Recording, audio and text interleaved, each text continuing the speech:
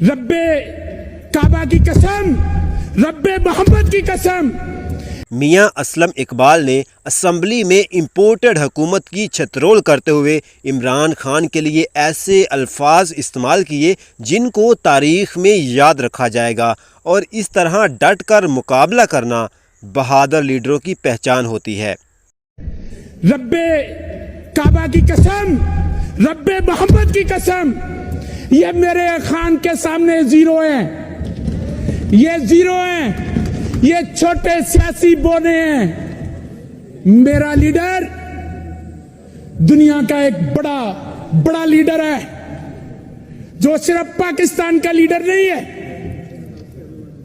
वो पूरी उम्मत मुसलमान का लीडर है।